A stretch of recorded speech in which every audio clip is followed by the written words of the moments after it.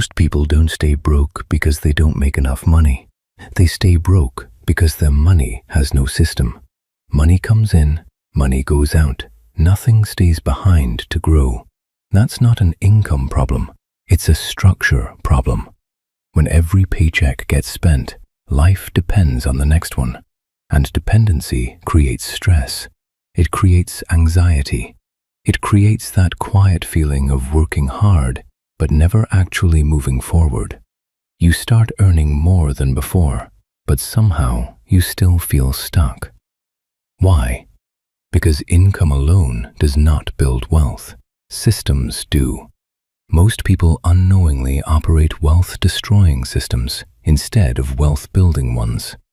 They work hard for income, and then they use that income to fund lifestyle upgrades instead of ownership. They upgrade the car, the apartment, the image, but they don't upgrade assets. Every dollar either builds freedom or feeds dependency. Wealth creates financial freedom, but discipline creates wealth. In a world obsessed with fast money and overnight success, consistent investing feels boring. It feels slow. It feels unexciting. So most people never give it a real chance. They focus on short-term risk, but ignore long-term history. Over decades, businesses grow, markets expand, innovation compounds, productivity rises. The economy itself expands. And when the economy expands, prices rise. That's inflation. Inflation isn't random. It happens because populations grow, demand increases, wages rise, productivity improves, and more money circulates through the system. But here's what most people miss. If the economy is expanding and you do not own assets inside it, you are not growing with it. You're standing still while the world moves forward. The issue isn't that investing is too risky. The issue is that discipline during volatility is rare. Someone earning $50,000 a year who invests $500 a month at 8% for 25 years can end up with over $450,000. Someone earning $100,000 a year who spends everything on short-term happiness, new cars, upgraded apartments, expensive vacations, can end up with nothing built. The difference isn't income, it's structure. One participates in compounding, the other just consumes.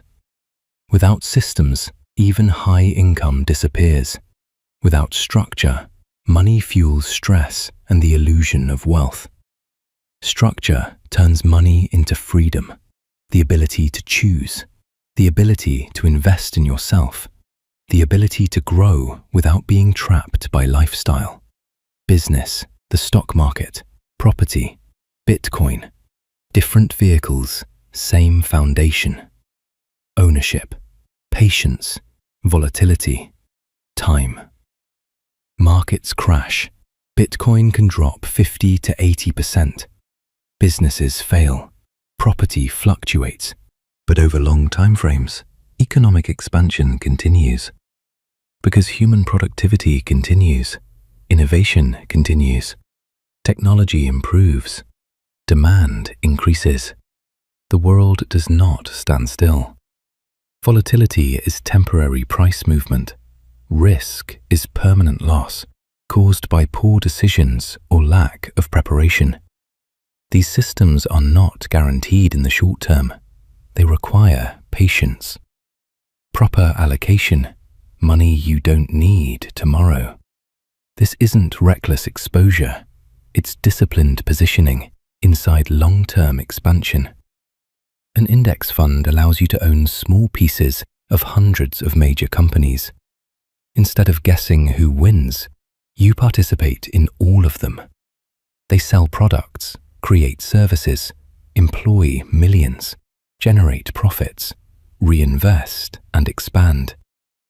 As they grow, your ownership grows. You're not predicting. You're not trading. You're participating in economic growth itself.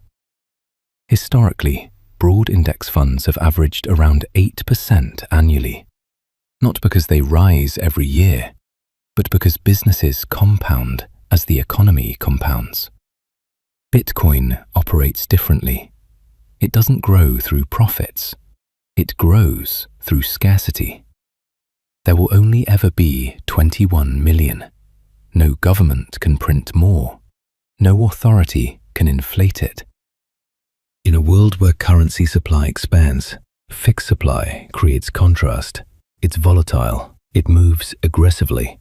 It can drop hard. But volatility isn't failure. It's the cost of holding a scarce asset early in its adoption. One system compounds through productivity. One preserves through scarcity. Together they balance expansion and protection, growth and defense, compounding and preservation. Both require discipline. Both punish emotion. Both reward time. Even cash loses power over time. As prices rise 2 to 3% annually, your purchasing power quietly shrinks. Your bank balance may stay the same, but what it buys slowly decreases. Cash provides stability. It's protection. It's your emergency buffer. But cash alone does not grow with expansion. Without stability, volatility feels dangerous. With stability, volatility becomes manageable. To grow with the world, your money must sit inside systems that expand. Without investing, inflation works against you. With investing, compounding works for you. As a teenager, I wanted to be rich.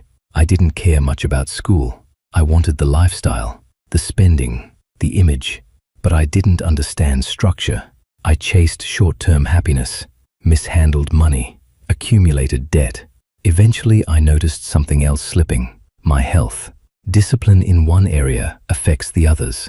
When I improved my habits physically, eating better, training consistently, holding myself accountable, something shifted mentally. Progress compounds. The same way your body responds to consistency, your finances respond to structure. You can't crash diet into a strong physique.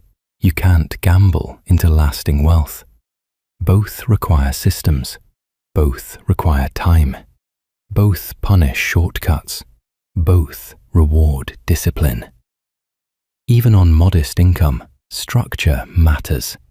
Use income to fund growth and preservation first. Tax-advantaged accounts, long-term ownership, small, consistent contributions. Participation matters more than perfection. Major institutions participate long-term. Pension funds, corporations, governments. They position themselves inside growth. Risk isn't the problem. Lack of understanding is. Investing aligns you with expansion already happening around you. Time does the heavy lifting. Compounding does the work. Spend your life hoping for wealth, or educate yourself, build systems, and dramatically increase your probability of freedom. What is wealth without health? And what is health without wealth? They protect each other. They strengthen each other. They compound together. If your body collapses, money loses meaning. If your finances collapse, peace disappears. True growth builds both. Don't just work for money. Don't just chase appearance. Build systems, build ownership, build discipline. Grow with the world instead of watching it move without you. That's the difference.